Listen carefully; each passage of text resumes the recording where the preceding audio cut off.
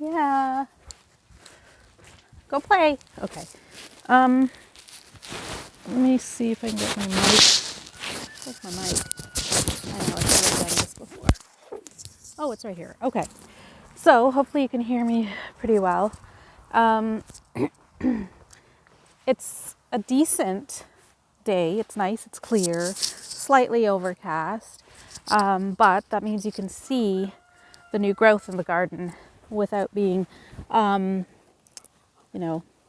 washed out by the sun. So this is my thyme from last year. This is the rosemary. I don't think it's going to come back, but we'll wait and see.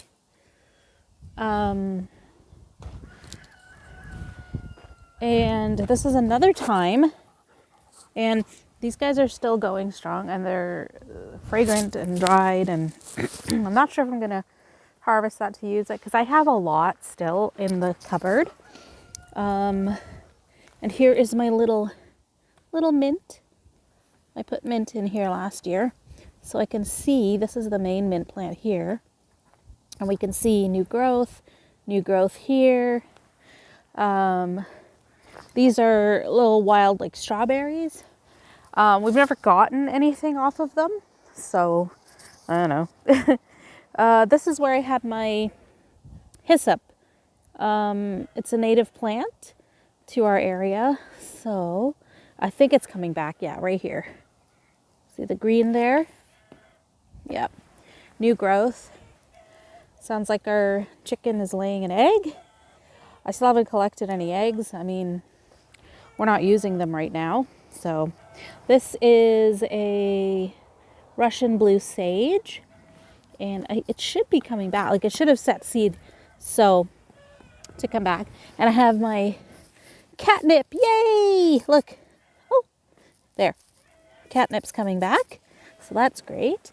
We also have bee balm and black-eyed Susans here. This is the bee balm clump right here. So it'll be putting out shoots. Look, you can see down in here, little baby shoots of bee balm. Yeah, it's a beautiful red bee balm. And my favorite color is red. I love red, and then I love pairing it with turquoise. So we're not going to go over to where the chickens are, to the coop, because they're quite loud. But I will go kind of roundabout way over to the garden to see what's happening up there. Something I need to tell you is that I got a little too excited and planted my tomatoes and peppers. Whoa, I'm slipping. Tomatoes and peppers way too early, like a month too early. But I was so excited, like the first snow melt got me so excited, and I really wanted to have, sorry, not my tomatoes and peppers, my tomatoes and cucumbers. I really wanted to get them started. So I got them started, but conditions in the house are so good that they got super leggy. Like, I'm talking tomatoes and cucumbers, the cucumbers especially, that grew about 5 inches. Yeah, that leggy. So I saw online someone who had planted them, and they started sprouting roots out of the stem, just like tomatoes do. So I decided one of the experiments I was doing is going to be setting those seedlings further down into the soil, transplanting them. So far, they're all doing well. So I transplanted all of them, planted them up to their leaves, and put them under light, so they don't stretch. And I did the same for tomatoes. So yeah, so we'll see what comes of that. But pro tip, don't do it too early. Being in a northern climate, zone 5A, 5B, it's really hard. Like any of those colder zones, it's really hard to not want to get started really early. But if you do that, you have to have the appropriate lighting and everything set up, right? So do that, invest in that. If you've got a really short growing season, that's the only way you're going to be able to really grow a lot of produce for yourself. Unless you're sticking to like potatoes, cabbages, carrots, root vegetables, anything like, soft tender vegetables, then you're going to have some pretty decent grow lights. And, you know, they don't have to be too expensive, but for some people, like, it is quite pricey out of your budget. So do what you can. Anyways, this was our potato bed last year. It shall be our potato bed again this year. I'm not trying to do crop rotation. I'm trying to actually keep the soil replenished every year. And I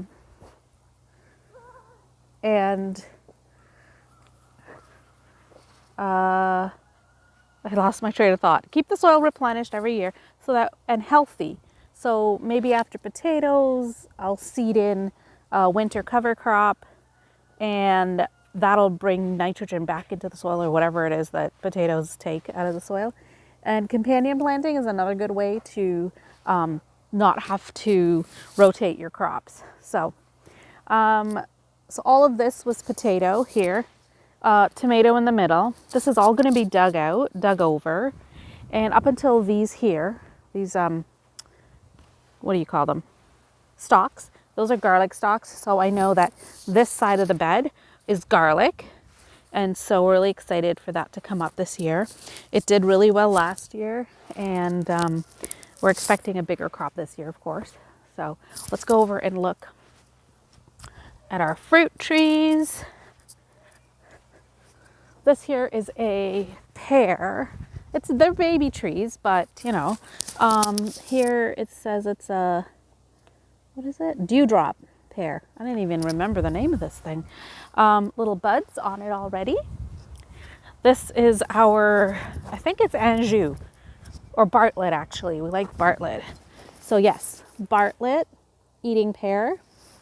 No matter what I do, it does not want to grow straight. It wants to curve like this. So it's still young enough that I can maybe do that and tie it. But I don't know. Nice little buds coming on. Our beautiful peach. I think it's is it Heaven or Haven? Let's see. Self-pollinating variety, and you're looking at grass and not looking at the tree. Reliance peach. Okay, Reliance peach. And she's got a lot of beautiful buds on already. This blackberry is going to have to be moved because one of our beds is going here. Up here we have an apple and an apple. So one of them is Honeycrisp. One of them is Spartan. Let me see. I should really have permanent. Oh, no, I'm wrong. This one's a Cortland. Cortland has buds right there, little bud. Good. And I believe this one's the Honeycrisp. Yep. So Honeycrisp has buds as well. Let's see if I can get a better. Yeah, there you go. And there's little Lizzie. Lizzie's she seems okay, but she's not in the best of health. So we will be saying goodbye to Lizzie next week. Everyone knows. So we're just, you know, carrying on as usual, but it's good that it's spring and we can come out and be with her a little bit more. Like as she runs around and enjoys chewing sticks and things like that. So, what else? Yeah, when I have a minute, I will go back inside and show you what I did with the tomatoes and the cucumbers. And my peppers are doing fantastic under the grow light. They're putting on their true leaves. Whoops, sorry for the wind there. They're putting on true leaves and everything's going great. Now, I don't know if you can see in here. Maybe you can see. There's the coop. I can't really see in there that well. But anyways, I'm not opening the door because that mean rooster will not be happy with me. He's already probably not happy with me peeking in the window. So that's him. So we'll go back in. I don't think I have anything else to give you an update on. This entire path has to be cleared. We clean it out every late spring because of all the pine cones and stuff that fall. You want to keep it tidy, and these guys become slippery when they get super wet. So right now there's a lot of ash put down so that we could walk over the ice when it was all iced over. Yeah, but that's about it. You know, it's spring. I'm glad our hops plant is doing great. Yep, poking through. I've got a Canadian ginger. This is a very long, rambly thing, but I want to show you all the updates. This is where I have my echinacea, so all this I'll have to clear out. But I have my echinacea there, and I have my Canadian ginger right in here somewhere. So when it pokes its little head up, the leaves are beautiful. They're like African violet leaves. They have this iridescent sheen to them. And they're so pretty. So yeah. Interesting. We have, I think, a lilac sprouted here. And this is where we have our main black-cap raspberry bush. So yeah, we take care of that every spring. It gets cut back and we leave all the green new growth to produce the berries. And then we have another small little teeny patch here. And oh, a massive patch at the back of that huge conifer pine tree that I showed you in one of my other videos. There it is. So we have a huge patch all the way around the base. And so we collected black-cap raspberries last year.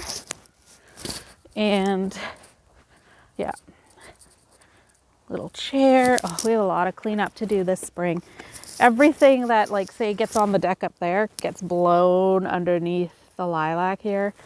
And it just, oh, it literally looks like a dump.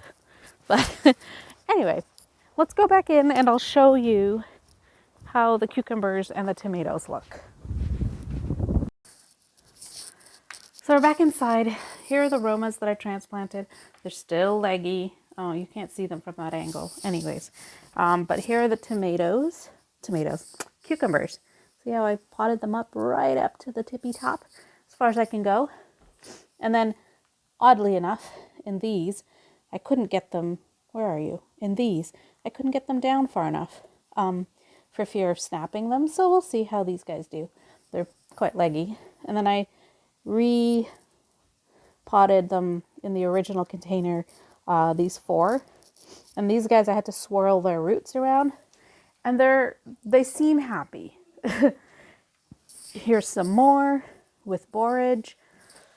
Oh, the borage, I kind of decapitated most of them, so I'm going to have to buy more seed for that. Our green onions are doing great. Going to have to take another cutting on the weekend. But yeah, everything's doing well. See that? Now, I want to see my herbs. I usually just check. Okay, so these are basil.